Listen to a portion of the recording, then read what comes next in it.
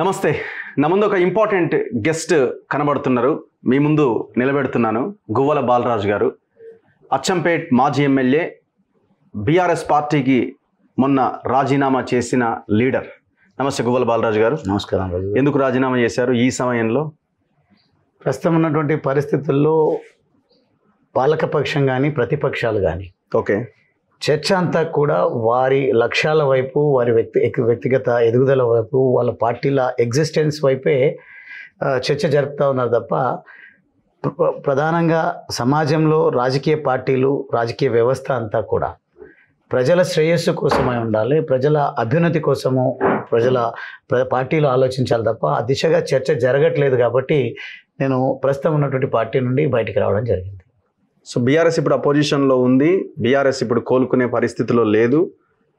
రాజకీయంగా మీకు ఇబ్బంది ఉన్నది అనే కదా మీరు పార్టీకి రిజైన్ చేసి వేరే పార్టీలోకి వెళ్ళాలనుకుంటున్నది. ఇప్పుడు అట్లంటే మీ ప్రకారం రఘు గారు, తెలంగాణ రాజకీయాల్లో బీఆర్ఎస్ పార్టీలో ఉనికి లేదు, ఎగ్జిస్టెన్స్ వాళ్ళకి కష్టమవుతుంది, ఇంకా వేరే పార్టీలకు అవకాశం ఉందని మీకు ఏమైనా అభిప్రాయం ఉందా?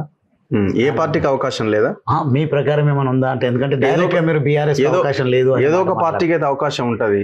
అందుకోసం అంటున్నా, అవకాశము బీఆర్ఎస్ ఉంటుంది, లేదంటే మీ ప్రకారము బీజేపీ మన బీఆర్ఎస్ కాంగ్రెస్ ఉంటుంది, లేదు అని అంటే బీజేపీ ఉంటుందని మీరు అనుకుంటుండొచ్చు. కానీ నేనంటున్నా, ఏ పార్టీలైనా సరే ఆ దిశగా ఆలోచించడం లేదు కాబట్టే నేను ఎగ్జిట్ అవుతా ఉన్నా. ఆ దిశగా ఎవరైతే ఆలోచనలు చేస్తారో, నేను ఎందుకంటే ఒక సామాన్య కుటుంబం నుంచి, ఒక వలస కూలి కుటుంబం నుంచి వచ్చినటువంటి వాడిని. ఓకే, అంత్యోదయ అనేది చిట్ట చివరి వ్యక్తి వరకు, పౌరుడి వరకు వెళ్లాల్సినటువంటి బాధ్యత ఉంది.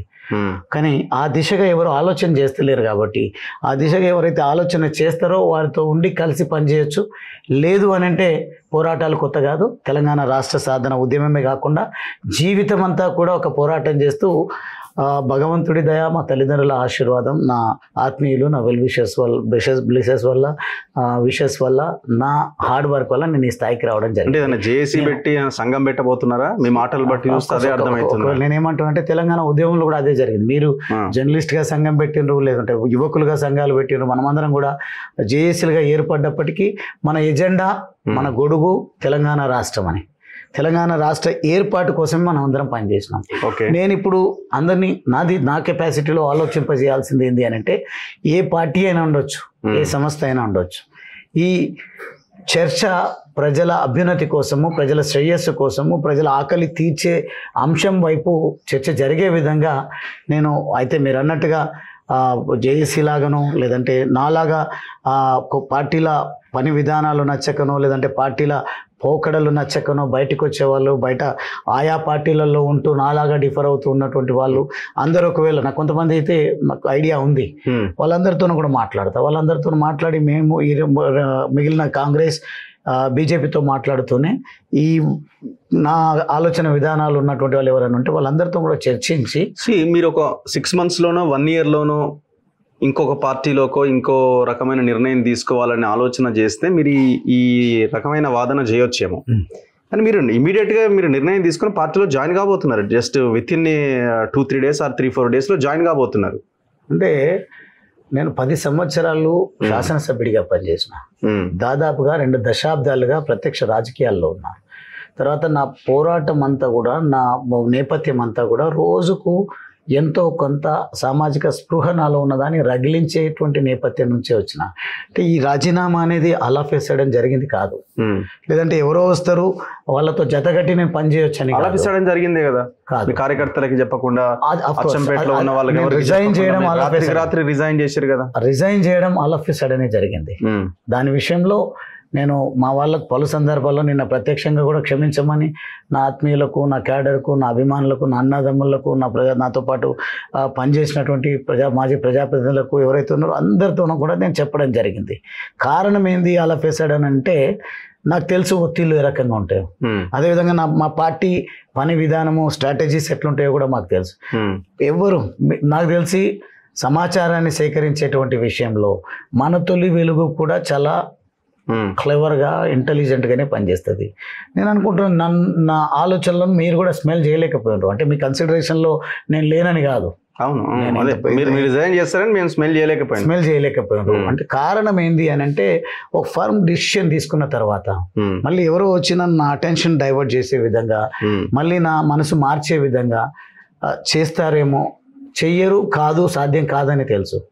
కానీ మా పార్టీలో నేను పనిచేసిన పార్టీ ఎత్తుగడ ఎట్లుంటుందంటే ఒకటేమో ఆ విషయాల పట్ల మాట్లాడుతూనే ఉంటారు, కన్విన్స్ చేసే ప్రయత్నం చేస్తారు, సైమల్టేనియస్గా అవసరమైతే ఇంకో దెబ్బ వేసి లేదంటే సస్పెండ్ చేసి పంపించేటువంటి ప్రయత్నం చేస్తారు. ఓకే, అంత అవివేకంగా నేను లేను కాబట్టి వాళ్ళ ఎత్తుగడలు ఈ రకంగా ఉంటాయని వాళ్ళు సస్పెండ్ చేసే స్కోప్ వాళ్ళకి ఇవ్వలేదు, లేకుంటే నా క్యారెక్టర్ను వాళ్ళు అసాసినేట్ చేసి పంపించేటువంటి అవకాశం కూడా నేను ఇవ్వలేదు. వాళ్ళు ఒకటి మీరు రిజైన్ చేస్తారని మేము స్మెల్ చేయలేకపోయినాం, ఎవరు స్మెల్ చేయలేకపోయారు, మీరు రాత్రికి రాత్రి నిర్ణయం తీసుకున్నారు. మీ పార్టీ మిమ్మల్ని బయటకు పంపించే ప్రయత్నం చేస్తున్నదనో, మీ పార్టీ మిమ్మల్ని పక్కన పెడుతున్నదనో మీరు ఎట్లా స్మెల్ చేయగలిగినారు? మీకు జరిగిన అన్యాయం ఏంటి? రిజైన్ చేసినట్టు మీకు అన్యాయం జరిగినట్టే కదా? అంతే ఉంటుంది, అంతకు మించి నేను ఏమంటున్నా, నా ఆలోచన విధానాలతోన పార్టీ నడవట్లేదు. పార్టీ వాళ్ళదే అయి ఉండొచ్చు. పార్టీలో సైనికుడిగా పార్టీని పెంచే దాంట్లో నా వంతు పాత్ర పోషించిన నేను. ఆలోచన విధానం అంటే ఏంటి? మీకు 2 సార్లు టికెట్ ఇచ్చినారు, మీరు ఎమ్మెల్యే అయ్యి గెలిచినారు, 3 సార్లు టికెట్లు ఇచ్చినారు, సరే 3 సార్లు ఓడిపోయిండు, 4 సార్లు ఇచ్చినారు, 2 సార్లు ఎమ్మెల్యే అయ్యారు, సరే మొన్న ఓడిపోయినారు, మరి ఇంకా మీకు ఇంకా ఏమీ మీ పార్టీ మీకు ఇవ్వలేదు. నేను పార్టీలోకి వచ్చి లేదంటే రాజకీయాల్లోకి వచ్చి నా అవకాశాలు వస్తే చాలు, నా వ్యక్తిగత గ్రోత్ ఉంటే చాలు, నా కెరియర్ బాగుంటే చాలు అని ఆలోచించే నైజం కాదు నాది. నా జీవితం స్ట్రగుల్స్ నుంచి వచ్చి ఒక అద్భుతమైన జీవితాన్ని నేను నా కెపాసిటీలో నేను నిర్మించుకున్న తర్వాత నేను రాజకీయాల్లోకి వచ్చిన. దేనికోసం వచ్చినా అక్కడ నాది ఆస్తులు పెంచుకోవడం కోసమో లేకుంటే నా ఫేమ్ను పెంచుకోవడం కోసమో కాదు రాలేదు. నేను ఏ నేపథ్యం నుంచి అయితే వచ్చానో నా నేపథ్యం కలిగినటువంటి సామాజిక వర్గాలకు, అది ఎస్సీ కానీ ఎస్టీ కానీ బీసీ మైనారిటీ అగ్రవర్ణాల్లో ఉన్నటువంటి పేదలైనా, నా అంటే నేను ఇచ్చే డెఫినేషన్ పేద, ఆ పేద వర్గాలకు ఫలాలు అందాలంటే అధికార పార్టీకి ప్రభుత్వానికి ఆ సోయి కన్సర్న్ ఉండాలి. లేదు విస్మరిస్తుంది రూలింగ్లో ఉన్నటువంటి పార్టీ అని అంటే ప్రధాన ప్రతిపక్ష పార్టీ, ప్రతిపక్ష పార్టీలు ఏవైనా సరే ఆ దిశగా ఆలోచనలు చేయాలి. కానీ ఒకరి ట్రాప్లో ఒకరు పడిపోవడం, అందరు కలిపి మొత్తం మీద ప్రజలు ట్రాప్లో పడేస్తున్నారు. ఏం జరిగింది బీఆర్ఎస్లో అది చెప్పండి ఫస్ట్. ఒక క్లారిటీ ఇవ్వండి. ఇక్కడ క్లారిటీ అయితే ఇవ్వలేకపోతున్నారు మీరు. ఎందుకు మీరు రిజైన్ చేశారు? మా ప్రజల కోసం, మా వర్గాల కోసం అని మాట్లాడుతున్నారు. ఎక్కడ బీఆర్ఎస్ ఆ విషయంలో ఫెయిల్ అయింది? ఒకటి, మా ప్రభుత్వం, మేము ప్రభుత్వంలో ఉన్నప్పుడు మా పార్టీ, మా ప్రభుత్వం నిజంగా అప్పుడు ఉన్నటువంటి బీఆర్ఎస్ చాలా మేరకు మంచి పనులు చేసింది. కానీ ఇచ్చినటువంటి హామీలను అయితే విస్మరించింది. ఆ డబుల్ బెడ్రూమ్ ఇండ్లే కావచ్చు, రేషన్ చిన్నవి పేద ప్రజల ఆశలు ఏముంటాయి? మేము ఒక కార్పొరేట్ కంపెనీ పెడతాం, మాకు 100 కోట్ల లోన్ ఇవ్వండి, లేకుంటే 100 కోట్ల సబ్సిడీ ఇవ్వండి అని అడిగే పరిస్థితి ఉండదు. చిన్న అవసరాలను తీర్చేటువంటి విషయంలో ఇచ్చినటువంటి హామీలను విస్మరిస్తూ, అదే కాకుండా అంతేందుకు నిరుద్యోగ యువత ఉంది, నోటిఫికేషన్స్ ఇచ్చారు, పేపర్ లీక్ అయ్యింది. మేము చాలా సందర్భాల్లో మాట్లాడుకున్నాం, మా కెపాసిటీలో తెలియపరిచేటువంటి ప్రయత్నం చేసినాం. యూత్ అఫెండ్ అయ్యింది మన పార్టీతో. యూత్ నోటిఫికేషన్స్ వేసి మంచి ఎక్కడ ఇబ్బందులు జరగకుండా ఉద్యోగ నియామకాలు జరగాలని కోరుకున్నారు. పేపర్ లీక్ అయింది. కల్ప్రిట్ ఎవరైనా ఉండొచ్చు. ఆ కల్ప్రిట్ను శిక్షించండి లేదంటే వదిలేయండి అని కాదు మా ఉద్దేశం. కల్ప్రిట్ ప్రాసెస్ నడుస్తూ ఉండాలి. చట్టపరంగా అతన్ని ఎట్లా శిక్షించాలి, లేకుంటే ఎవరైనా కారకులు అయితే వాళ్ళని తొలగించాలి. కానీ వీళ్ళ లక్ష్యం, వీళ్ళ ఆశయం యువతది, ఉద్యోగాలు అయితే రావాలి. వాళ్ళ జీవనంలో, జీవన శైలిలో మార్పు రావాలి. వాళ్ళు ఎన్నో ఇవన్నీ మీరు 2023 ఎలక్షన్లకి ముందు చెప్పి మీరు టికెట్ తీసుకోకుండా సైలెంట్గా ఉంటే ఇవన్నీ యాక్సెప్ట్ చేసేవాళ్ళ మేము. మీరు టికెట్ తీసుకున్నారు, పోటీ చేశారు. మళ్ళీ ఇప్పుడు కనుక బీఆర్ఎస్ అధికారంలోకి వచ్చి ఉంటే ఈ మాట మీరు మాట్లాడేవాళ్ళ? అదే గవర్నమెంట్లో మీరు మంత్రి పదవి కోసం నాకు కూడా ఎందుకు ఇవ్వరని కొట్లాడే వాళ్ళేమో. నేను మొదటిసారి అడిగిన, కొట్లాడలేదు. నేను చదువుకున్న యువకుని నాకు మంత్రి పదవి ఇవ్వండి అని అడిగిన. వాళ్ళది సిస్టమ్ అట్లున్న తర్వాత ఇంకా మంత్రి పదవి కాదు కావాల్సింది, మనం ఇక్కడుండి ఎమ్మెల్యేగా కూడా మంత్రి చేసిన స్థాయిలో పని చెయ్యొచ్చు అని ఆశించినాం. కానీ 23లో మీకు టికెట్ ఇచ్చినారు కదా? అవును, టికెట్ కోసం విభేదించడం. మీరు ఇప్పుడు హామీలు నెరవేర్చలేదు అని అంటే మీరు పోటీ చేసి విభేదించడానికి కారణం ఏంది అని అంటే వైఖరిలో ఇంకా మార్పు వచ్చే పరిస్థితి లేదు. ఓకే, ఈ లోపాలను సరిదిద్దుకొని ప్రజా ఎజెండానే మా ఎజెండాగా, యువత ఎజెండాగానే మా ఎజెండాగా భావించి పోయే పరిస్థితి పార్టీలో కనిపిస్తలేదు. అంతేందుకు మనం అంటే ఉద్యోగాల నోటిఫికేషన్ ఇచ్చిన విఫలమైంది, అది వేరు మాట. రేవంత్ రెడ్డి గారు ముఖ్యమంత్రి కాకముందు మొదటి రోజు December 7 అన్నిటికీ డెడ్ లైన్గా విధించారు ఆయన. ఉద్యోగాల నోటిఫికేషన్ అనుకోండి, రుణమాఫీ కోసం అనుకోండి, పెన్షన్లు అనుకోండి, వారు ఏదైతే అమ్మాయిలకు డిగ్రీ చదువుతున్నటువంటి అమ్మాయిలకు స్కూటీలు అనుకోండి, ఇవన్నీ 6 గ్యారెంటీలు, 420 హామీలు, వీటన్నింటి గురించి విస్మరించారు. అప్పుడు మనం చేయనివి వీళ్ళు చేయాలి. అధికారంలోకి వచ్చిన తర్వాత హామీ ఇచ్చిండ్రు, 2000 పెన్షన్ 4000 ఇస్తాం, ఇద్దరికి ఇస్తాము అన్నారు. దళిత బంధు 10 లక్షలు ఇస్తా అంటున్నారు, వాళ్ళు మేము 12 లక్షలు ఇస్తాం, అందరికి ఇస్తాము అంటున్నారు.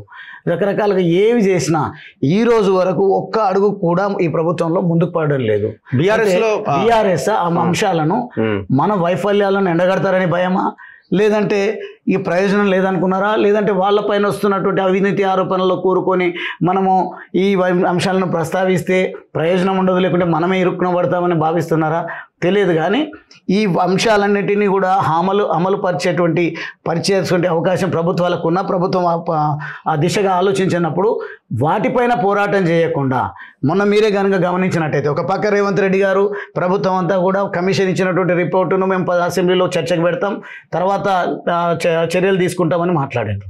ఇంకో పక్కనేమో అదే అంశాన్ని సమాజానికి మొత్తం వాళ్ళకున్నటువంటి వేదికలన్నీ కూడా జిల్లా పార్టీ ఆఫీసులలో కానీ, లేకుంటే వివిధ వేదికల దగ్గర ప్రొజెక్టర్స్ పెట్టి వాళ్ళు స్క్రీన్ పైన మొత్తం పవర్ పాయింట్ ప్రజెంటేషన్స్ ఇస్తున్నారు. అంటే ప్రజలు అయితే ఈయన 10 సంవత్సరాలు ఎమ్మెల్యే కావాలనే మాటలు వార్తలు వినాలి, దాంతోన స్ఫూర్తి పడాలి, కడుపు నింపుకోవాలి. దానివల్ల కడుపు అయితే నిండదని నేను భావిస్తున్నాను. ఇప్పుడు అవినీతిలో కూరుకుపోయిన మాటను మీరు నమ్ముతున్నారా? అదే నమ్ముతున్నానా నమ్ముతలేదా నిర్ణయించేది కోర్టులు ఉంటాయి, లేకుంటే చట్టాలు ఉంటాయి. మీరు లీడర్ గా మీకు ఒక అభిప్రాయం ఉండాలి కదా. నాకైతే ఒక అభిప్రాయం ఏముంది అంటే, లోపాలు అయితే జరిగి ఉంటాయి. అవినీతి వల్ల జరిగిందా, కాంట్రాక్టర్ ల్యాప్సెస్ వల్ల పనితీరు వల్ల జరిగిందా, లేకుంటే ఇంటెన్షనల్ గా కాంగ్రెస్ పార్టీ కేటీఆర్ గారు ఆరోపణ చేస్తున్నట్టు బాంబులు పెట్టి కాళేశ్వరాన్ని కూల్చే ప్రయత్నం జరిగిందా, అవన్నీ కూడా చూసుకోవడానికి డిపార్ట్మెంట్స్ ఉంటాయి. సిబిఐ ఉంది, లేకుంటే ఏసీబీ ఉంది, లేదంటే పోలీస్ యంత్రాంగం ఉంటుంది. రకరకాల డిపార్ట్మెంట్స్, ఒక్కొక్క దానికి ఒక్కొక్క డిపార్ట్మెంట్ను కేటాయించి. కేటీఆర్ చాలా దగ్గరగా ఉంటారు కదా. దీని ముందు కానివ్వండి, నేను రఘు గారు నేను ఏమన్నానంటే, ఏ పని చేసుకోవడానికి ఆ వ్యవస్థ సిస్టమ్ ఎస్టాబ్లిష్ అయ్యి ఉంది. ఆ సిస్టమ్ను పక్కన పెట్టి మేం మాట్లాడుతున్నది, మేం చేస్తున్నదే ప్రజలు వినాలి. ఆయన 10 సంవత్సరాలు లేని ముఖ్యమంత్రి అంటే అధికారంలోకి వచ్చేది మేమే అని వీళ్ళు అంటున్నారు. ఇవన్నీ కూడా చూసుకుంటే బీజేపీ పార్టీ ఈ 2 ఫెయిల్ అయిపోయినాయి, మేమే అధికారంలోకి వస్తామని బీజేపీ అంటుంది. వీళ్ళ వైఖరులన్నింటినీ కూడా నేను అన్ని చూసిన తర్వాత, చదువుకున్న యువకుడిగా, కడుపులో బాధ ఉన్నటువంటి వాడిగా, నాకేదో ఆవేదన, ఒక లక్ష్యం ఉన్నటువంటి వాడిగా నాకు కూడా కొన్ని ఆలోచనలు ఉన్నాయి. నాకు ఇది అనిపిస్తలేదు, ఏదో జరిగింది మొత్తానికి. మీరు చెప్తలేరు. నాకు నేను సీక్రెట్ ఉండదు నాది. మీరు కావాలంటే ఎవరైనా అడగండి, తెరిచిన పుస్తకం నాది. ఏదో నియోజకవర్గంలో నాకు ఇక్కడ స్థానం లేదు, నన్ను బయటికి పంపించే కుట్ర జరుగుతున్నదని మీరు రాజీనామా మీరు కావాలంటే మళ్ళీ మీతో మనొకసారి ఇంటర్వ్యూ పెట్టుకుందాం మనము.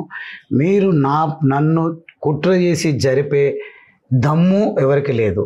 నేను నమ్ముకునే సిద్ధాంతం అనివార్యత. రఘు గారు నేను ఒక మాట చెప్తున్నా, నేను హార్డ్ వర్క్ ను నమ్ముతా, అనివార్యత నెలకొల్పుతా. సందేశం కూడా నా యువతకు అదే ఇస్తా, నేను మీకైనా అదే ఇస్తా. నేను మీరు ఇప్పుడు ఈ ఛానల్ పెట్టుకొని మంచిగా రాణిస్తున్నారు. ఇప్పటికీ మీరు పెద్ద డబ్బులున్నోళ్ళు, ఆలోచనలు వేరే రకంగా ఉన్నటువంటి వాళ్ళతో కూడా పోటీ పడి పోవాలంటే వారిలాగా ఎస్టాబ్లిష్మెంట్ ఉండాల్సినటువంటి అవసరం లేదు, వారిలాగా నేమ్ అండ్ ఫేమ్ ఉండాల్సిన అవసరం లేదు, వారిలాగా వాళ్ళకున్న పెట్టుబడిదారులు లేకుంటే ప్రభుత్వ సహకారం మీకు ఉండాల్సిన అవసరం లేదు. మీ కెపాసిటీలో మీరు ఏదైతే చేస్తూ ఉన్నారో, మీరు ఏ సిద్ధాంతం అయితే నమ్ముకొని పోతూ ఉన్నారో, దీనిపైనే గట్టిగా మీరు ఉండాల్సినటువంటి అవసరం లేదు. అనివార్యత నెలకొల్పండి, వ్యవస్థ మీ దగ్గరికి వస్తుంది. నేను అచ్చంపేటలో కానీ లేకుంటే నా పొలిటికల్ కెరియర్కి సంబంధించి అదే అనివార్యత నెలకొల్పి ఉన్నాను నేను అంటున్నాను. ఎందుకంటే ఎప్పుడు ప్రజల్లో ఉన్నా, ఎప్పుడు అవినీతి ఆరోపణలు నా పైన రాకుండా జాగ్రత్తగా, బాధ్యతాయుతంగా, ఒక బాధ్యత కలిగినటువంటి పౌరుడిగా, ప్రజాప్రతినిధిగా నేను నా ప్రయాణాన్ని అంతా కూడా కొనసాగించాను. కేసీఆర్కి చెప్పే ప్రయత్నం ఎందుకు చేయలేదు మీరు? కేటీఆర్కి చెప్పే ప్రయత్నం ఎందుకు చేయలేదు మీరు? నేను చెప్తున్నా కదా, నేను హ్యావ్ సమ్ లాయల్టీ. నాకు నేను కూడా కొంచెం ఎమోషనల్గా ఆలోచనలు ఉన్నటువంటి వాడిని. మళ్ళీ అక్కడ వెళ్ళిన తర్వాత ఈ పరిస్థితిలో ఎందుకు బాలరాజు అని అన్నారు, కానీ మళ్ళీ నేను ఒక అడుగు వెనక్కి వేసిన ప్రమాదం. రిజైన్ చేశాక మీకు కాల్స్ రాలేదా? రిజైన్ చేసినాక కాల్స్. ఎవరు చేశారు? కేటీఆర్ గారు చేసిండ్రు, హరీష్ రావు గారు చేసిండ్రు, పార్టీలో కొంతమంది. ఏమన్నారు కేటీఆర్? ఫోన్ వారు మాట్లాడిండ్రు. వారు మాట్లాడమే కాకుండా సార్ దగ్గరికి రండి అని మాట్లాడిండ్రు. నీకేమి ఇబ్బంది అయింది చెప్పండి, నేను ఉన్నామని. నాకేమి ఇబ్బందులు లేవు. నిజంగా చెప్పాలంటే మేము వచ్చినటువంటి వర్గాలలో, నా నేపథ్యం నుంచి వచ్చినటువంటి వాళ్ళల్లో చాలామంది కంటే భగవంతుడి దయ, మా తల్లిదండ్రుల ఆశీర్వాదం, నా హార్డ్ వర్క్తోన నాకు ఎంతో కొంత నేను పర్వాలేదు, బాగానే ఉంది నా జీవన శైలి. సో టోటల్ ఎపిసోడ్కి ఆర్ఎస్ ప్రవీణ్ కుమారే కారణం. ఆయన ఎంట్రీ, కేసీఆర్ ఆయనకి పూర్తిగా మద్దతుగా నిలబడడం, గువ్వల బాలరాజుని వాడుకునే రోజులు వాడుకున్నాం, ఇక చాలు, ఇక ఆయన పని అయిపోయింది అని సైడ్ జరపడంతో మీకు కోపం వచ్చింది. నేను అంటే బాగోదు, నా విధానము, నేను ఎదిగిన స్థాయికి అటువంటి వాళ్ళు జస్ట్ నథింగ్. ఎవరైనా సరే, ఆర్ఎస్ ప్రవీణ్ కుమార్ తాత అయినా పర్వాలేదు. అటువంటి వాళ్ళపైన నేను వేదికను వదిలి, యుద్ధ భూమిని వదిలిపోయేటువంటి కాదు. నేను నాకంటూ ఆలోచనలు ఉన్నాయని మీతో ఇంత స్పష్టంగా చెప్తా ఉన్నా. నేను నిజంగా అందరినీ ఆలోచింపజేయండి. మీకు ఆలోచనలు ఉన్నాయి, మీ ఆలోచనల్ని నాకు ప్రవీణ్ కుమార్ గారే వచ్చిండ్రు అని అంటే, నేను శాసనసభ్యుడిగా పనిచేసిన, నాకు అసెంబ్లీ క్లియర్గా ఉంది. ప్రవీణ్ కుమార్ గారు 2028లో ఆయన పోటీ చేద్దాం అనుకుంటున్నాడు అచ్చంపేట నుంచి. ఆయన ఆలంపూర్ కూడా వదిలేసి, అచ్చంపేట నుంచి పోటీ చేద్దాం అనుకుంటున్నాడు. అట్లంటే ఆయనతో పోటీ చేసే దమ్ము నాకు లేదా? ఆయనకంటే ఎక్కువ యాక్సెప్టెన్స్ ఉంది నాకు. ఆయన కొన్ని జాతులను, కొన్ని మతాలను, కొన్ని చిచ్చు పెట్టి స్వైరాన్ని నిర్మించి ఇవన్నీ చేసిన అనేది ప్రజల్లో చర్చ జరుగుతుంది. నేను అక్కడ ఎప్పుడు కూడా చేయలే. పార్టీ లైన్లో పనిచేసిన, నా ఆశయం కోసం పనిచేసిన, నా ఆస్పిరేషన్స్ను నెరవేర్చుకోవడం కోసం ఒక్కొక్క స్టైల్లో, ఒక్కొక్క పద్ధతిలో, ఒక్కొక్క పంతాన్ని ఎంచుకొని ఇప్పుడు పోలేదు. నేను కేసీఆర్ తర్వాత కేటీఆర్, హరీష్ రావు, ఆర్ఎస్ ప్రవీణ్ కుమార్, ఆయన ఒక దీంట్లో ఉన్నాడు కదండి, ఒక కోటరీలో ఉన్నారు. ఆయన తక్కువ అంచనా వేస్తే ఎట్లా? మీరు కేసీఆర్ గారి దగ్గర కేసీఆర్ పిఏ ఉంటాడు, కేసీఆర్ గారికి వడ్డించేటువంటి సర్వెంట్ ఉంటాడు, కేసీఆర్ గారికి సలహాలు ఇచ్చేటువంటి అడ్వైజర్స్ ఉంటారు, అందరు ఉంటారు. అంత మాత్రాన ఆయన పక్కన ఇది ఏ లక్ష్యంతో ఉన్నాడో నాకు తెలుసు. ఐపీఎస్ ఆఫీసర్ కాబట్టి ఇప్పుడు వచ్చినటువంటి ఈ విమర్శలు, ఈ ఎంక్వైరీల పైన ఆయనకున్నటువంటి ఇంటలెక్చువాలిటీని వాడుకుంటున్నారేమో. కానీ అచ్చంపేటలో గువ్వల బాలరాజుకు పోటీగా నిర్మించాలని, ఏర్పాటు చేయాలని కేసీఆర్ గారు కూడా ఆలోచించినట్టయితే నేను ఎప్పుడు భావించడం లేదు. ప్రవీణ్ కుమార్ గారు కూడా ఆ ఆలోచనతో ఉన్నట్టుగా నాకు ఎప్పుడు అనిపించలేదు. అట్లా లేనే లేదు. అసలు అచ్చంపేట ఎంట్రీయే లేదా ఆయనది? అస్సలు అటువంటి ఆస్పిరేషనే లేదు ఆయనకు. ఆయనకు ఇప్పుడు కూడా ఆయనకున్న ఒక లక్ష్యం ఏంటంటే, ఆయన లక్ష్యం నుంచి కూడా బయటకు వస్తున్నాడు.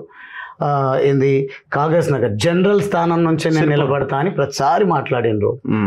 అక్కడ నేను కూడా చెప్పడం జరిగింది, వృధా ప్రయాస ఎందుకు, అంత దూరం ఎందుకు, మిమ్మల్ని పార్టీ వాడుకోవాలనుకుంటుంది, మేము కూడా మనం అందరం కలిసి మన కేటగిరీ వాళ్ళం కలిసి పనిచేద్దాము, అంత దూరం పోవడం వల్ల ప్రయోజనం ఉండదు, ప్రత్యక్ష రాజకీయాల్లో గెలుపే ప్రామాణికం ఉంటుంది, మీరు సగం ఫోకస్ అక్కడ, సగం కోసం పార్టీ కోసం, సగం ఫోకస్ మీరు నాయకుడిగా నిలదొక్కుకోవడం కోసం చేయడం వల్ల ప్రయోజనం ఉండదు, ఏదైనా మంచి కాన్స్టిట్యున్సీ దగ్గరలో చూసుకోండి, రండి అని చెప్పేసి నేనే ఒక సోదరుడిగా, ఎందుకంటే ఆయన కూడా నన్ను సోదరులాగానే భావిస్తాడు కాబట్టి అట్లా చెప్పినాం. కానీ ఆయన వల్ల థ్రెట్ ఉందని ఇప్పుడు కూడా చెప్తున్నాం. మీకు ఎక్కడైనా సమాచారం ఉంటే ఇదే కదా, రాష్ట్రం అంతా చర్చ ఇదే. ఆర్ఎస్ ప్రవీణ్ కుమార్ అందుకే ఆ పదం నేను వాడకూడని పదం వాడింది. అందుకే is just nothing for me. ఆ పొలిటికల్ కెరియర్లో నాకున్నటువంటి ఎక్స్పీరియన్స్, నాకున్నటువంటి ప్రజా సంబంధాలు నన్ను ప్రజల నుంచి దూరం చేసే ఎత్తుగడ ప్రవీణ్ కుమార్ చేయగలుగుతాడా? ప్రవీణ్ కుమార్ ఇప్పుడు పొద్దున కేసీఆర్ కి గువ్వల బాలరాజు, ఆర్ఎస్ ప్రవీణ్ కుమార్ అంటే ఆర్ఎస్ ప్రవీణ్ కుమార్ వైపే వెళ్తాడేమో. ఓవరాల్ గా రాష్ట్రం అంతా ఇంపాక్ట్. కేసీఆర్ గారు వెళ్ళొచ్చు, పార్టీ వెళ్ళొచ్చు, ప్రజలు నా వైపు ఉంటారు.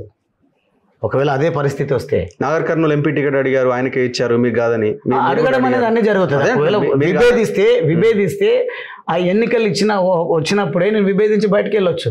కానీ ప్రవీణ్ కుమార్ గారికి ఏమాత్రం ఆత్మాభిమానం ఉన్నా, ఆత్మసాక్షిగా చెప్పమనండి, నేను సిన్సియర్గా వారి గెలుపు కోసం పనిచేశానా లేదా, గెలిచిన తర్వాత కూడా పార్టీని స్ట్రెంగ్తెన్ చేయడం కోసం, ప్రజా పోరాటాలు చేయడం కోసం, ప్రజల అవసరాలను తీర్చడం కోసం, ప్రజా గొంతుకగా మీరు ఉండాలి అని చెప్పిన మాట వాస్తవమా కాదా కూడా వారిని అడగండి.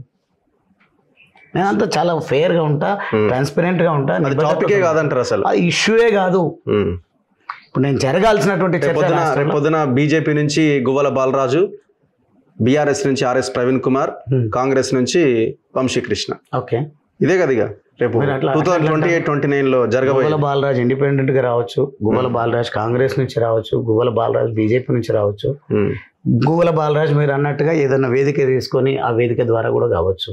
అప్పుడే ఎందుకు మీరు మీ ఆడియోలో చాలా క్లియర్గా ఉన్నది. మీ ఎవరో ఒక అబ్బాయితో మాట్లాడుతున్నప్పుడు ఆర్ఎస్ ప్రవీణ్ కుమార్కి మొన్న ఏదో పదవి ఇచ్చారు కదా సార్ అంటే, మీరు ఆ మెసేజ్ ఒకటి పంపి నాకు అని మీరు అంటున్నారు కదా. ఇంతకు ముందు ఛానల్లో ఇంకో మాట మాట్లాడినా, మీ దగ్గర మీ దగ్గర ఒక మాట మాట్లాడుతున్నా. మీది రీచబిలిటీ ఎక్కువ ఉండొచ్చు, అతని రీచబిలిటీ తక్కువ ఉండొచ్చు. నేను కాంగ్రెస్ వాళ్ళతో మాట్లాడితే తప్పకుండా కాంగ్రెస్కి వస్తే మాట్లాడదాం మనం. నాకు కొన్ని ఆలోచనలు వచ్చిన తర్వాత తప్పకుండా కాంగ్రెస్కి ఉండదు కదా. లీడర్ అన్న తర్వాత ఇది ఒకవేళ బయటికి వెళ్తే మన పరిస్థితి ఏంటి, ప్రజల్లో అభిప్రాయం తప్పుడుగా వెళ్తుందన్న ఒక ఆలోచన మనకి రావాలి కదా. అందుకే అంటున్నా, అది పొలిటికల్ లీడర్లు ఆలోచించేటువంటి విషయం. రియల్ లీడర్లు ఆలోచించేటువంటి విషయాలు ఎవరు ఏం మాట్లాడినా కానీ ఉన్నది ట్రాన్స్పరెంట్గా మాట్లాడడం. కాన్సిక్వెన్సెస్ వేరుగా ఉంటే దాన్ని ఎట్లా అధిగమించాలో తర్వాత ప్రణాళిక చేస్తాం. జీవితమే స్ట్రాటజీ కాదు నా దృష్టిలో. ఎత్తుగడలతోనే మాటలు మాట్లాడాలి, ఎత్తుగడలతోనే స్నేహం చేయాలి అనే నైజం నాది. కాబట్టి చాలా బోల్డ్గా బీజేపీలకైనా అంటే బీజేపీలకి అని మాట్లాడినాం. ప్రవీణ్కి ఇట్లా వచ్చిందంటే అదేందో పంపి అని అడిగినాం. ఎప్పుడు జాయిన్ అవుతున్నారు బీజేపీలో? Straight question. ఇక మళ్ళీ గుద్దులాట వద్దిగా 2-3 రోజులలో మీరు జాయిన్ కాబోతున్నారు. మీరు 2 days టైం ఇవ్వండి నాకు. నేను రేపు బీజేపీ కండువా కప్పుకున్నాక నేను మళ్ళీ మీ దగ్గరకు వచ్చి అప్పుడు అడుగుతాను. మళ్ళీ కాంగ్రెస్ బీజేపీ కండువా కప్పుకోబోతున్నారు. బీఆర్ఎస్ అయితే కప్పుకోను, ఎందుకంటే మీరు బీజేపీ కండువా కప్పుకోబోతున్నారు. నేనేమంటున్నా, ఏ కండువా కప్పుకున్నా నా సిద్ధాంతాలు, నా ఆశయాలు, నా లక్ష్యాలను పూర్తి స్థాయిలో నేనే పెద్ద నాయకుని, నేనే మేధావిని, నా ఆలోచనలనే మీరు అమలు పరచండి అని చెప్పాను. నాకున్న ఆలోచనలు ఇవి, వాటిపైన దృష్టి సారిస్తానంటే తప్పకుండా మీ ఎంబడి వస్తానని చెప్తా. రాజకీయమే కదా మీరు చేసేది. డెఫినెట్ గా రాజకీయమే కదా. Political power is master key word sentence given by the doctor Babasaheb Ambedkar. Doctor Babasaheb Ambedkar ఐడియాలజీతో పోతున్నంటే మళ్ళీ బీజేపీతో కూడా మీరు కాంట్రాడిక్ట్ చేయొచ్చు. అది కూడా అడుగుతాను నేను. అది అడగాలి, ఇంకా అడగలేదు. మీరే అంటారు అడగండి. ఒకవేళ బీజేపీలోకి వెళ్తే మరి ఈ యాంగిల్ ఎట్లా మీరు ముందుకు తీసి ప్రజలను ఒప్పించగలుగుతారు? అందుకనే రిజర్వ్డ్ కాన్స్టిట్యున్సీ. అందుకని అంటే ముందు పార్టీ ఎవరైతే పార్టీలు నా దగ్గరకు వచ్చినా వాళ్ళతో మాట్లాడతా. మాట్లాడిన తర్వాత నేను ఏ పార్టీలకైనా రీజన్ ఏముందో మీతో పంచుకుంటాను. మీరు బీజేపీ బిఎల్ సంతోష్ని కలవలేదా? బిఎల్ సంతోష్ని కలవలేదు. బిఎల్ సంతోష్ కలవలేదా? ప్రూఫ్ చూపించి ఎక్కడైనా ఢిల్లీకి వెళ్ళలేదు, వేరే కేరళకి పోయి ఇంకో ఎక్కడ కలవాలి? ఆయన హైదరాబాద్ కి ఎక్కడ కలవలేదు. ఫోన్ లో మాట్లాడారు? ఎక్కడ కలవలేదు. అందరితో ఫోన్ లో మాట్లాడినా. నేను బిఎల్ సంతోషానికి కాదు, ప్రతి ఒక్కరితో. నేను కొప్పుల రాజు గారితో నుంచి కూడా నాకు ఫోన్ వచ్చింది. చూపించాలా? ఆఫ్ ది రికార్డ్ బాగుండదు, నా క్రెడిబిలిటీ దెబ్బతింటుంది. నా ఫ్రెండ్స్ కూడా నాకు ఎవరైనా మాట్లాడిన వాళ్ళు బెంబెలెత్తిపోయే ప్రమాదం. కొప్పుల రాజు రమ్మన్నారా కాంగ్రెస్ లోకి? చాలా చాలా గొప్పగా నా గురించి మాట్లాడి ఈజ్ డిజర్వ్ ఫర్ ఎవ్రీథింగ్ అటువంటి వాళ్ళు ఉండాలి పార్టీలలో అని వారు మాట్లాడిన మాట. వారు మాట్లాడాలి నాతో. ఎవరైతే వారిని ఎంచుకొని మాట్లాడారో వాళ్ళందరూ మాట్లాడారు నాతో. మీరు ఇప్పుడు ఒకవేళ నిజం మీకు ఒక అది ఉంటుంది, ఏమంటారు, లైవ్లో పెట్టి మీరు ఫోన్లో చేస్తారు. ఓకే. ఒకవేళ మీరు ధైర్యం చేయగలిగితే ఇప్పుడే బట్టి విక్రమార్క గారికో లేకుంటే ఇంకొకరికో ఫోన్ చేసి మీకేమైనా గోవల బాలరాజ్ చేరిక విషయం మీ దగ్గరికి వచ్చిందా, మీరు ఏమైనా ఆలోచన చేస్తున్నారని మాట్లాడండి. నిజంగా నన్ను వాళ్ళు సంప్రదిస్తుందా లేదా, నాకు ఆ పొటెన్షియల్ ఉందా లేదా, నా పైన ఏమి అభిప్రాయం వాళ్ళకు ఉందనేది మీకు తెలుస్తుంది. సో మీరు చేయాల్సింది రాజకీయమే. మీరు ఇంతసేపు మాట్లాడారు మా అనుకుంటూ మాట్లాడారు. మీరు నా ఎజెండా అమలు అవుతలేదు, నేను అనుకున్నది అమలు అవుతలేదని. మీరు వెళ్తే కాంగ్రెస్లోకి వెళ్ళాలి, లేకపోతే బీజేపీలోకి వెళ్ళాలి, అంతే కదా? అంతే. మరి ఇప్పుడు రెండింటి ద్వారా అమలు అవుతుందని మీరు అనుకుంటున్నారా? మీరే కాలేదు అదే అంటున్నా. అది కాలేదు అనుకుంటే నా ప్రయత్నాన్ని మహాత్మా గాంధీ గారు కానీ, మన బాబాసాహెబ్ అంబేద్కర్ కానీ, దేశానికి స్వాతంత్రం తెచ్చిన మహనీయులు ఎవరైనా సరే ఎవరో ఏర్పాటు చేసినటువంటి స్వాతంత్ర పోరాటాల్లో పోలే, వాళ్ళే పోరాటాన్ని నిర్మించి భారతదేశానికి స్వాతంత్రం తెచ్చారు. నా కెపాసిటీలో నేను కూడా చదువుకున్నా. నా కెపాసిటీలో నేను ఒక ప్రణాళికతో ముందుకు పోయి సక్సెస్ కాలేనంటారా? కొంత మేరకు అంతు చూడకపోవచ్చు. భారతదేశానికి స్వాతంత్రం వాళ్ళు తెచ్చినట్టుగా నేను గొప్ప చరిత్రను సృష్టించకపోవచ్చు. ఈ రుగ్మతలను అయితే వాళ్ళు వైదొలిగించే దాంట్లో నా పాత్ర నేను పోషించలేనంటారా? నేను అనుకుంటున్నా ఎస్సీ వర్గీకరణకి భారతీయ జనతా పార్టీ అనుకూలంగా వ్యవహరించింది, మోదీ వల్లే సాధ్యమైంది. సో అందుకే నేను బీజేపీలోకి వెళ్ళడానికి రెడీ అవుతున్నా అనే స్టేట్మెంట్తో మీరు బయలుదేరుతారేమో. అందుకే అంటున్నా, నా పైన సమాజంలో ఒక ఇంప్రెషన్ ఉంది. ఏం ఇంప్రెషన్? ఈ భిన్నంగా ఉంటాడు, మంచి ఇల్లు ఉంటుంది, మంచి కారు ఉంటుంది, ఏదో అందరిలాగాడు అనే మాట ఒకటి మాట్లాడుతుంటారు. ఒకసారి పాజిటివ్గా మాట్లాడతారు, దాన్ని వ్యతిరేకంగా కూడా మాట్లాడి కార్లలో, బెంచ్ కార్లలో తిరుగుతారు, అందరూ పెద్ద పెద్ద బంగ్లాలలో ఉయ్యాల. దీన్ని కూడా వార్తగా ప్రచురిస్తున్నప్పుడు ఎట్లయితుంది? నేను ఏది కూడా ప్రభుత్వ సహకారమో లేకుంటే ఇల్లీగల్గానో లేదంటే ఎక్కడనో అక్రమంగా సంపాదించో ఇవన్నీ ఏర్పాటు చేసుకోలే. నా వంతు నేను కష్టపడి నేను ఈ స్థాయికి వచ్చిన అన్నప్పుడు ఇవన్నీ ఎందుకు చెప్తున్నానంటే, కుల సంఘాల్లోనూ, విద్యార్థి సంఘాల్లోనూ, లేకుంటే నక్సల్ ఉద్యమంలోనూ, ఆర్ఎస్యు కాన్సెప్ట్లోనూ నేను పోలేదు. నేను ఓన్లీ బాబాసాహెబ్ అంబేద్కర్ చూపించిన లైన్,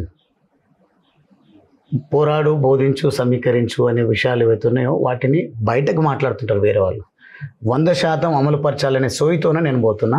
కాబట్టి చదువుకున్న, ఆర్థిక పరిపుష్టి కోసం నా వంతు ప్రయత్నం చేసినా, నా వంతు నేను కొంత సంపాదించుకున్నా, నేను ఏం చేసినా, ఒక పరిశ్రమ స్థాపించినా, ఒక పరిశ్రమ స్థాపించిన 100-200 మందికి మాత్రమో, లేకుంటే 1000-2000 10,000 మందికి ఉపాధి కలిగిస్తానేమో. కానీ మాస్టర్ కీ పాలిటిక్స్లోకి వచ్చి నేను ఒక వాయిస్ ఇస్తే, నిజంగా ఇప్పుడు మీతో చెప్తాను, ఎవరితో మాట్లాడలేదు. ఇప్పుడు షాదీ ముబారక్, కళ్యాణ లక్ష్మి ఎస్సీలకు, ఎస్టీలకు, మైనారిటీలకు మాత్రమే ప్రభుత్వం ఇచ్చింది. కావాలంటే మీరు రికార్డ్స్, అసెంబ్లీ రికార్డ్స్ వెరిఫై చేయండి. నేను ప్రధాన అధికార పార్టీలో ఉండి ప్రతిపక్ష పార్టీ లాగా ముఖ్యమంత్రి గారు అక్కడ తన బెంచ్లో కూర్చున్నప్పుడు బాగా కొంత పొగడతలతో ముంచేయడం జరిగింది. ప్రశంస, పొగడతాని కాదు. ఒకసారి మంచి పని చేసి మంచి అప్లాజ్ వస్తుంది, పేద వర్గాలు బాగా సంతోషపడుతున్నాయి. కానీ నేను దళితుని అయినప్పటికీ నేను నాయకుడిని, ప్రజల చేత ఎన్నికైనటువంటి ప్రజాప్రతినిధి. ప్రజల్లో ఒక చర్చ అయితే ఉంది, ఒక ఆశ అయితే ఉంది. కేసీఆర్ గారు ఇంత చేసిందంటే దీన్ని ఎక్స్టెండ్ చేస్తాడేమో భవిష్యత్తులో, మీరు అది ప్రయత్నం చేయండి అని ప్రజల నుంచి నాకు ఒక సందేశం వచ్చింది. ఏమని? ఎస్సీ, ఎస్టీ, మైనారిటీలకే కాదు, ఒక లైన్ తీసుకొని దాని కింద ఎవరైతే అర్హత కలిగి ఉంటారో అర్హతను పరిగణలోకి తీసుకొని అందరికీ ఇచ్చేసేయండి స్కీమ్ అని మాట్లాడితే, కేసీఆర్ గారు మంచి అంశాన్ని లేవనెత్తుండు. గువ్వల బాలరాజ్, మనము వచ్చే ఆర్థిక సంవత్సరం నుంచే ఈ పథకాన్ని పేదలందరికీ వర్తింపజేసిండు. అది నాకు సంతోషాన్ని ఇచ్చింది. ఒకవేళ నేను 10,000 మందికి నేను ఉపాధి కల్పిస్తే 10,000 మందితోనే నాకు జీవితం అయిపోతుంది. ఇప్పుడు అంబేద్కర్ లైన్, బీజేపీ లైన్ ఒకటే అని మీరు భావిస్తున్నారా? డెఫినెట్ గా ఒకటే, కాంగ్రెస్ ది కూడా ఒకటే అని వాళ్ళు చెప్తున్నారు. మీరేమనుకుంటున్నారు? నేను స్టడీ చేసిన, అందుకే అంటాను ఒకసారి మాట్లాడతా, వాళ్ళతో డిస్కస్ చేసిన తర్వాత ఎక్కడైనా నిజంగా ఐడియాస్ ఒకటే వీళ్ళే దాన్ని తొక్కి పెడుతుండ్రు అంటే ఆలోచింపజేస్తా. లేదా కాంగ్రెస్ బాబాసాహెబ్ అంబేద్కర్ ఇచ్చినటువంటి రాజ్యాంగమే ఉత్తమం, దాన్ని అమలు పరుస్తలేరు బీజేపీ అని చెప్తున్నారు. నిజంగా వాళ్ళు పట్టుకొని ఓటు బ్యాంకు కోసం రాజ్యాంగాన్ని పట్టుకొని దేశమంతా తిరుగుతున్నారా, లేకుంటే రాజ్యాంగంలో ఉన్నటువంటి విలువలను కాపాడుతూ సమాజంలో ఉన్నటువంటి రుగ్మతలను వైదొలగించాలని ప్రయత్నం చేస్తున్నారా? రెండింటితో డిస్కస్ చేసిన తర్వాత ఇప్పటివరకు బయటనే ఉన్నాం. క్లోజ్డ్గా మాట్లాడి, ప్రత్యక్షంగా మాట్లాడిన తర్వాత నాకు ఒక అవగాహన వస్తుంది. మందకృష్ణ మాదిగ ఏమన్నా మీ వెనకాల ఉన్నారా? నేను అదే, ఎందుకంటే మీ రాజీనామా మిమ్మల్ని బీజేపీలోకి తీసుకుపోయే ఈ ప్రాసెస్ అంతా ఆయన ద్వారా జరుగుతున్నదా? సెల్ఫ్ మేడ్ అంటున్నాను. నేను కుల సంఘాల గురించి మాట్లాడుతూ మీకు లైన్ కొంచెం అలా డీవియేట్ అయినా, నేను ఏ సంఘాలలో నేను ఒకటే సంఘం, బాబాసాహెబ్ అంబేద్కర్, వీటికి ఉన్నటువంటి ప్రాధాన్యత నా మైండ్లో నాటుకున్నది. చిన్నప్పుడు మా సొంత గ్రామంలో జరిగిన ఒక సంఘటన political power is master key అని ప్రాక్టికల్గా రుజువు చేసింది. కాబట్టి నేను ఆ లైన్ ఎంచుకొని చాలా ఫోకస్డ్గా అదే లైన్లో నేను ప్రయాణం కొనసాగించిన, విజయాన్ని కూడా సాధించిన. నేను ఒకసారి ఎమ్మెల్యే కావాలని ప్రకటించిన 7th క్లాస్లోనే. నాకు తెలియదు పొలిటికల్ పార్టీలు ఉంటాయి, బీఫామ్స్ ఉంటాయి, ప్రజలు ఓట్లేస్తారని. మా ఇంటి పక్కన క్యాంపెయినింగ్ కోసము వచ్చేటప్పుడు పార్టీ ఆఫీస్లో 2 కూడా నేను ఉండే కాలనీలోనే ఉండేది, బస్తీలోనే ఉండేది. అక్కడికి వచ్చినప్పుడు ఆ హల్చల్ అంతా చూసినప్పుడు కొంత ఇంపాక్ట్ ఉంటుంది యువత పైన. నేను ఆ రకంగా ముందుకు పోవాలని అనుకున్నా. కావాల్సిన అర్హతలు ఏందని ఆ అర్హతలను కొంత గొప్ప సాధించుకున్నా, దాని దిశగా ప్రయాణం చేసిన. ఈరోజు నేను సంతృప్తితో రాజకీయాల్లో కొనసాగుతాను. చెప్పారా మందకృష్ణ గారికి ఏమన్నా ఫోన్ చేసి చెప్పడం, ఆయన ఫోన్ చేయడం? నేను చెప్తున్నాను, ఇంకో దురదృష్టం ఏంటంటే నాకు ఎవరు మెంటార్ లేరు. ఓకే, ఒక థింక్ ట్యాంక్ టీం లేదు. నా అంతటా నేను ఏం చేసినా సెల్ఫ్గానే వస్తున్నా. నిజంగా అట్లా చెయ్యాల్సి వస్తే మొదటగా ఒక మాదిగ జాతి బిడ్డగా మందకృష్ణ గారు ప్రయత్నం చేసి ABCD వర్గీకరణ సాధించే విషయంలో కేంద్ర ప్రభుత్వాన్ని ఒప్పించినట్టుగానే నాకు ఆ భావన ఉంది. ఒకవేళ బీజేపీ వైపు వెళ్ళేదుంటే మందకృష్ణ గారితో కూడా మాట్లాడతాను. నేను వీళ్ళ కాంగ్రెస్ వైపు వెళ్ళేది ఉంటే మందకృష్ణ గారికి కాంగ్రెస్ వైఖరి ఏందో అవగాహన ఉంది, వారితో కూడా మాట్లాడతా. అందుకే నాకు కొంత సమయం ఈ రోజు రేపు మీరందరూ వస్తున్నారు, మిమ్మల్ని కాదనలేకపోతున్నాం, మాట్లాడుతున్నాం. చివరి ప్రశ్న చాలా ఇంపార్టెంట్ ఇది. మీరు బీఆర్ఎస్లో ఉన్నప్పుడు ఈ ఫామ్ హౌస్ ఎమ్మెల్యేల కొనుగోలు కేసు, అందులో నా ఒక ఆనిముత్యం మీరు కేసీఆర్ చెప్పినట్టు 100 కోట్లకు కొందాం అనుకుంటే ఈ నలుగురిని కొనలేకపోయారని మీ అందరి చేత మిమ్మల్ని ముందు పెట్టి జనాల చేత చప్పట్లు కొట్టించింది ఆనాడు. ఈ నలుగురిని అనలే, జాతిరత్నమేనా మీరు? జాతిరత్నం ఆనిముత్యమేనా? డెఫినెట్ గా కడిగిన ముత్యం. 100 కోట్లకి అమ్ముడు పోయే ముత్యం. నేను చెప్పిన కదా అప్పుడు ఎన్నికలప్పుడు కేసీఆర్ గారు విసిరిన బాణం అని. ఎవరు? నేను. ఎందుకోసం మాట చెప్పిందంటే కేసీఆర్ గారు ఆ రివర్స్ ఆపరేషన్ కోసం నేను స్ట్రేట్ క్వశ్చన్, 100 కోట్లకు మీరు అమ్ముడు పోకుండా నిలబడ్డారు. నేను దేవుణ్ణి చాలా నమ్ముతా. భగవంతుడి సాక్షిగా నన్ను ఎవరు అడగలేదు, నేను అటువైపు ప్రయాణం జరగలేదు, ఆ సాహసం కూడా నాతో ఎవరు చేయరని. అసలు డబ్బులు అన్న చర్చే లేదా అక్కడ? మీకు ఇంతకంటే ఏముంటది? భగవంతుడి సాక్షిగా నన్ను ఎవరు సంప్రదించలేదు, నేను ఎవరితో మాట్లాడలేదు. భగవంతుడే కాదు, నా తల్లిదండ్రులు, నా పిల్లల సాక్షిగా చెప్తా ఉన్నా. ఆ రకమైనటువంటి ఫోన్ కాల్స్ నాకు ఎవరు రాలేదు.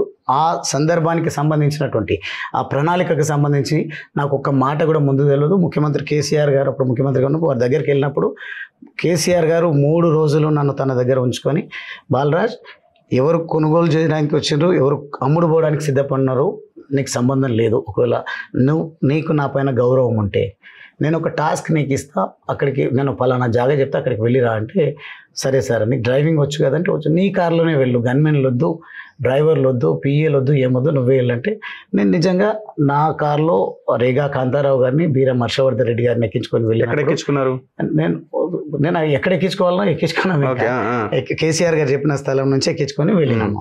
వెళ్ళిన తర్వాత ఫామ్ హౌస్కి వెళ్ళే వరకు కూడా లొకేషన్ మాకు షేర్ చేయలేరు. మానిటర్ చేస్తున్నారు ఫోన్లో, ఇక్కడ వరకు రావాలి, ఇక్కడ వరకు రావాలని. వాళ్ళకు నేను డ్రైవ్ చేస్తున్నా, హర్షవర్ధన్ రెడ్డి గారికి, రేవకా కాంతారావు గారికి, అక్కడ ఉన్న పైలట్ రోహిత్ రెడ్డి చెప్పిండా ఇంకెవరు చెప్పిండో నాకు తెలియదు. నేను డ్రైవ్ చేస్తూ ముందుకు పోతున్నా. అక్కడికి వచ్చిన తర్వాత ఒక బైక్ వచ్చింది ముందు, ఆ బైక్ తీసుకొని ఫామ్ హౌస్లోకి వెళ్ళిపోయింది. అప్పటి వరకు సామ్గా ఉన్నది, అక్కడ ఏం లేదు, హల్చల్ లేదు, ఏం లేదు. మేము కూర్చున్నాం, స్వామీజీలు అప్పటికే ఉన్నారు, వాళ్ళతో చర్చిస్తున్నాం, మాట్లాడుతున్నాం. నందకుమార్ కూడా ఉన్నాడు అక్కడ. నందకుమార్ అక్కడ నన్ను చూసి షాక్ అయిపోయాడు. పైలట్ రోహిత్ రెడ్డి షాక్ అయిపోయాడు. ఏందన్నా ఇది సర్ప్రైజ్ అని మాట్లాడడం జరిగింది. మాట్లాడిన తర్వాత ఇక డైరెక్ట్గా కేసీఆర్ గారు చాలా స్పష్టంగా చెప్పారు, ఎక్కువ ఇక్కడ మాట్లాడాల్సిన అవసరం లేదు, మీరు పెద్దగా ఇన్పుట్స్ రాబట్టాల్సిన అవసరం లేదు, everything is planned, just go and meet them, come back అన్నారు. ఎవ్రీథింగ్ ఈస్ ప్లాన్డ్ అని అన్నాడు.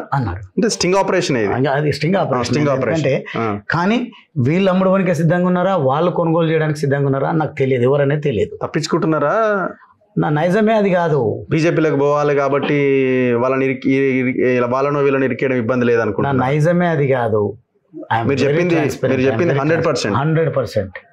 నాకు ఎవరు ఏంది అనే తెలియదు. పైలట్ రోహిత్ రెడ్డి ఎట్లా షాక్ అవుతాడు? మీరు నలుగురు కావాలనే కేసీఆర్ పంపించిన తర్వాత మళ్ళీ మీరు నందకుమార్ షాక్ అయిందంటే ఒక దాంట్లో ఉన్నది. అదే అంటున్నా నేను, వాళ్ళు ఎవరెవరైతే మాట్లాడినో నాకు తెలియదు. మా పైలట్ రోహిత్ రెడ్డి గారికి నేను వస్తానే సంగతి తెలియదు. ఇప్పుడు బీరం హర్షవర్ధన్ రెడ్డికి, రేగా కాంతారావుని మీరు ఇద్దరు కలిసి తీసుకొని వెళ్ళారు కేసీఆర్ చెప్పిన ప్లేస్ నుంచి. మీరు ముగ్గురు కార్లో మాట్లాడుకుని ఉంటారుగా? ఏం మాట్లాడారు? ఎట్లా కార్లో అంత దూరం ప్రయాణం చేస్తున్నప్పుడు మీరు అన్న ఏం చేద్దాం, ఎట్లా మాట్లాడారు మీకు? ఎందుకంటే మీరు యువకుడు, డాషింగ్ గా ఈ రంగంలో పోతున్నారు కాబట్టి ఇంకా అంతకంటే డాషింగ్ గా చెప్తున్నా. ఒకవేళ ఉంటే నేను ఖచ్చితంగా చెప్పేవాడిని. అసలు ఒక్క మాట మాట్లాడలేదు కార్లో? ఒక్క మాట మాట్లాడలేదు. ఒక మాట చెప్పిండ్రు కదా, నేను ఒక నికార్సైన కార్యకర్తను కాబట్టి కదా అంత పెద్ద టాస్క్ నాకు ఇచ్చిండ్రు వారు. నలుగురులో మీరు ఆనిముత్యం, మిగతా ముగ్గురు కల్ప్రిట్సా? నేను అనలే కదా, అదే అంటున్నా. చెప్తున్నా, వీళ్ళు అమ్మడానికి కేసీఆర్ గారు చెప్పిందండి, వీళ్ళు అమ్ముడు పోవడానికి సిద్ధంగా ఉన్నారా, నేను పంపించే వాళ్ళు, వచ్చిన వాళ్ళు కొనుగోలు చేయడానికి సిద్ధంగా ఉన్నారా? ఇట్ ఈస్ ఇమ్మెటీరియల్, నీకు అవసరం లేని సబ్జెక్ట్. సరే, ఇప్పుడు మీ ప్లేస్లో నేను ఉన్నా అనుకోండి, నేను ఇద్దరిని ఎక్కించుకొని వెళ్తున్నప్పుడు అడుగుతా, ఎక్కడికి వెళ్తున్నాం మనం, మీకు ఏమైనా తెలుసా, నన్ను తీసుకుపోతున్నారు అనే క్వశ్చన్ రేజ్ అవుతుంది కదా. నా సిన్సియారిటీ, నా నిబద్ధతనే ఈ స్థాయికి తీసుకొచ్చింది. నేను ఒకవేళ నిజంగా వ్యాపారమే చేయాల్సి ఉంటే దాని గురించి అనలైజ్ చేసుకుంటాం, లాభాలు ఉంటాయా, నష్టాలు ఉంటాయా, ఏమైనా మ్యానిపులేషన్స్ ఉంటాయా, ఏంది అనేది మాట్లాడుకోవచ్చు. నేను అదైతే ఈ డిజైన్ ఇవన్నీ కూడా తెలిసింది కేసీఆర్ గారికి. కేసీఆర్ గారు ఒక నమ్మిన బంటుగా నన్ను భావించినప్పుడు, కేసీఆర్ గారిని ఒక తండ్రిగా భావిస్తున్నప్పుడు ఆ టైంలో నేను అడగాల్సిన అవసరం ఉందని అనుకోలేదు, తెలుసుకోవాల్సినటువంటి యాంగ్జైటీ కూడా నాకు లేదు. ఇప్పుడు ఈ కొబ్బరి నీళ్ళు లేకపోతే ఇది స్టీఫెన్ రవీంద్ర వీళ్ళందరూ మీకు ఏం తెలియదు? అందుకే దైవ సాక్షిగా తెలియదు అని చెప్తాను. ఇంతకంటే ఇంకా మీరు ఇంకా ఏమైనా టెస్టులు పెట్టి నాతో ఏం లేదు మా దగ్గర, మీ దగ్గర కాదు, ఏమైనా ఉంటే కూడా రాబట్టే ప్రయత్నం చేయండి. You can't find any information from me that. So Nandakumar మీకు తెలుసా ముందు నుంచి? నందకుమార్ 1-2 సార్లు వాళ్ళ రెస్టారెంట్ ఇనాగరేషన్ కు కిషన్ రెడ్డి గారిని, నన్ను ఒక సందర్భంలో 15 సంవత్సరాలు ఇక్కడ అంబర్పేట ఏరియాలో, దాని తర్వాత ఇక్కడ శివం రోడ్ లో, దాని తర్వాత ఇక్కడ జూబ్లీ హిల్స్ వెంకటేష్ ప్రాపర్టీలో అనేదో కనిపిస్తుండే, అప్పుడు తెలుసు. దాని తర్వాత నరేన్ అని ఎవరు ఉండే కదా, ఎంపీగా కంటెస్ట్ చేసిండే, వాళ్ళ కజిన్ అని చెప్పి. ఇప్పుడు మిమ్మల్ని ప్రగతి భవన్ లో మిమ్మల్ని ఏమైనా నిర్బంధించిరా? అంటే మీకు ఫోన్లు ఇవ్వలేదు, మిమ్మల్ని నిర్బంధం కాదు. ముఖ్యమంత్రి గారు చెప్పింది ఏంటంటే ప్రభుత్వాన్ని అస్థిరపరిచే ప్రయత్నం జరుగుతుంది, మనం కాకుండా పార్టీని, ప్రభుత్వాన్ని, తెలంగాణను ఎవరు కాపాడతారు, నేను చెప్పినట్టు వినండి, మీకేందో తొందరలోనే తెలుస్తుంది అన్నారు. నిజంగా కూడా అక్కడ ఉన్నప్పుడే బయటకు వచ్చేసరికి మీ మీడియా మిత్రులందరూ అక్కడ ఉండేసరికి మేమే షాక్ అయినా. అవన్నీ కూడా ఆ రకంగా జరుగుతున్న సంగతి తెలియదు. మీరు బయటకు వచ్చిన తర్వాత మొత్తం ఎపిసోడ్ అంతా అయిపోయింది, టీవీలలో వచ్చిన అంతా అయిపోయిన తర్వాత ఇది బీజేపీని ఇరికించే ప్లాన్ వేసిండు కేసీఆర్ అనిపించిందా? అనిపించింది. ఇరికించే ప్రయత్నం అనేది అనిపించింది. ఇరికించే ప్రయత్నమా లేకుంటే వాళ్ళ ద్వారా వాళ్ళ వల్ల పార్టీని బతికించుకునే ప్రయత్నమా నాకైతే తెలియదు. కానీ బీజేపీ బీఆర్ఎస్కి ఏదో నడుస్తుంది అనేది అయితే అర్థమైంది. ఎందుకంటే అప్పుడు ఆ టైంలో మునుగోడు ఎలక్షన్ కూడా జరుగుతున్నది కాబట్టి. సో మీ ఫోన్ ఏమైనా ట్యాప్ అయిందా? ఫోన్ ట్యాప్ అయిన సంగతి నాకు తెలియదు, కానీ నాకు ఎప్పుడైతే అట్లా అనిపించలేదు. ఇప్పుడు pilot Rohit Reddy phone tap అయ్యి ఉండొచ్చు, ఒకవేళ అయితే. నేను ఎక్కడ అటువంటి జరగలేదు కాబట్టి నన్ను ఈ task. Pilot Rohit Reddy phone tap చేస్తేనే కదా తను ఏదో డిస్కషన్ లో విషయం బయటపడ్డది. లేకుంటే అతనిదైందా వేరే వాళ్ళదైందా, నిజంగా ఎవరిదైతే ట్యాప్ అయిందో వాళ్ళని తీసుకొస్తే అనుమానం వస్తాయని వీళ్ళని నియమించినా నాకు తెలియదు అంటున్నా కదా. అంటే ఇప్పుడు పార్టీలో ఉన్నప్పుడు ఇది మాట్లాడలేకపోయారు మీరు, ఎందుకంటే పార్టీలో ఉన్నారు కాబట్టి. Very dashing, very straight forward. పార్టీలో ఉన్నప్పుడైనా పార్టీ నుంచి బయటకు వచ్చినప్పుడైనా ఉన్నది మాట్లాడడం అనేది నా నైజం. అంటే మీరు ఏసీబీ కేసు టేకప్ చేసినప్పుడు అప్పుడు మీరు పెద్దగా ఇట్లాంటి స్టేట్మెంట్స్ ఇవ్వలే, మమ్మల్ని ఇబ్బంది పెడుతున్నారు, మమ్మల్ని ప్రతిసారి ఎందుకు పిలుస్తున్నారు అనే కోణంలోనే మీడియాతో మాట్లాడారు. ఎవరు కూడా పిలవలే, ఏసీబీ ఇంట్రాగేషన్ పిలవలే, నన్ను ఎవరు పిలవలే. I was just complainant in that case. మీరు కంప్లైంట్ కాదనుకుంటే కంప్లైంట్. అంటే మీరు యూట్యూబ్లో వీడియోలు చూస్తే తెలుస్తుంటుంది మమ్మల్ని ఇబ్బంది పెడుతున్నారు, ఎన్నిసార్లు మమ్మల్ని పిలుస్తారు. నాకు వెరిఫై చేయండి, ఇప్పుడు కూర్చుందాం మనం. ఎక్కడ లేదు అటువంటి. సో ఓవరాల్గా ఇది ఈ ఎపిసోడ్ని మీరు ఎట్లా చూస్తున్నారు, ఈ కొనుగోలు ఎపిసోడ్ని? అది వాస్తవంగా ఒకటైతే ట్యాపింగ్ జరిగి ఉంటే తప్పు. ఎందుకంటే ప్రభుత్వానికి ఆ ప్రివిలేజ్ ఉంటుంది, ట్యాపింగ్ ప్రివిలేజ్. కొన్ని సందర్భాల్లో అంటే ఎవరు చేస్తారో వాళ్ళే చేయాలి తప్ప అధికారం ఉంది కానీ మనం చేయడానికి వీల్లేదు. ఒకవేళ డిపార్ట్మెంట్స్ బాధ్యతని అయితే చేసి ఉంటే కూడా పొరపాటేం కాదు. కానీ ఈ ఎపిసోడ్ అంతా కూడా తప్ప రైటా అనేది నేను చెప్పిన దాని విషయంలో అర్థం చేసుకోవాలి. ఎక్కడ రిగ్రెట్ అవ్వలేదా, అరే తప్పు చేసిన కదా వాళ్ళ ట్రాప్లో నేను పడి అనవసరంగా దీంట్లో ఇదైపోయినా అని? ఒక్కటైతే అనిపించింది. కారణం ఏంటంటే నేను ఒక నిజాయితీ కలిగినటువంటి, ఎక్కడ అవినీతి ఆరోపణలు లేకుండా నా ఎంటైర్ కెరియర్ను నేను తీసుకొచ్చినటువంటి వ్యక్తిని. నేను ఇక్కడ ఉన్నానో లేదో కాంగ్రెస్ పార్టీ సునీల్ కనుగోలు గారు, రేవంత్ రెడ్డి గారు పెద్ద పెద్ద పైస్టర్లు 100 కోట్లకు అమ్ముడుపోయిండు అని వేసారు. నా పైన విశ్వాసం ఉన్నది కాబట్టి నా అనుచరులకు, నా అభిమానులకు, నా అన్నదమ్ములకు, అచ్చంపేట యువతకు వారంతటి వారు పోస్టర్స్ తీసుకొని గువ్వల బాలరాజు గారు 100 కోట్లకు అమ్ముడు పోడురా, 2500 కోట్లతో తిరిగి అచ్చంపేటలో అడుగు పెడుతున్నాడు అని నేను ప్రాజెక్టుకి సంబంధించి అచ్చంపేట లిఫ్ట్ ఇరిగేషన్ స్కీమ్కి సంబంధించి బడ్జెట్లో 1650 కోట్లు ఫేజ్ 1 కోసం కేటాయింపబడిన తర్వాత ఫేజ్ 2 కోసం మిగిలిన 350 కోట్లలో మిగిలినది ప్రణాళిక జరుగుతున్న తరుణంలో నేను అక్కడికి వెళ్ళినప్పుడు దాంతో పాటుగా నియోజకవర్గ అభివృద్ధి కోసం స్పెషల్ డెవలప్మెంట్ ఫండ్ ముఖ్యమంత్రి గారి నిధి నుంచి తీసుకొచ్చి వెళ్తున్నా అని మా వాళ్ళకి సమాచారం ఇచ్చినప్పుడు వస్తున్న పలానా రోజు అన్నప్పుడు వాళ్ళంతటా వాళ్ళు పోస్టర్స్ వేసి అమ్ముడు పోడురా అని నా గురించి కొన్ని స్లోగన్స్తో మంచి అద్భుతమైన పోస్టర్స్ వేసిండ్రు. కానీ చదువుకున్నాను కాబట్టి డెఫినెట్గా ఇది ఎంతో కొంత డ్యామేజ్ అవుతుంది అని భావించిన డెఫినెట్గా డ్యామేజ్ అయ్యింది. ఓకే, సో ఏమో మీరేం చెప్తలేరు బీజేపీలో, కానీ ఇప్పుడు ఈ ఫామ్ హౌస్ కొనుగోలు కేసుకి బీజేపీకి లింక్ ఉన్నది. మరి వాళ్ళు ఎట్లా తీసుకుంటున్నారో, ఒకవేళ వెళ్ళాలనుకుంటే మీరు ఎట్లా వెళ్తున్నారు అన్నది కన్ఫ్యూజన్ స్టేట్ లో ఉన్నాను నేను. అదే అంటే మీరు కన్ఫ్యూజన్ స్టేట్ లో రేపటి వరకే ఉంటారు, ఏం పెద్ద తల బాదుకోవాల్సిన అవసరం లేదు. మనం ఇంకో ఇంటర్వ్యూ ప్లాన్ చేయాలి డెఫినెట్గా, కండువా కప్పుకున్న తర్వాత. ఏ కండువా కప్పుకున్నా తప్పకుండా. ఓకే, ఎంత సంపాదించారు 10 సంవత్సరాల పవర్ లో ఉండి?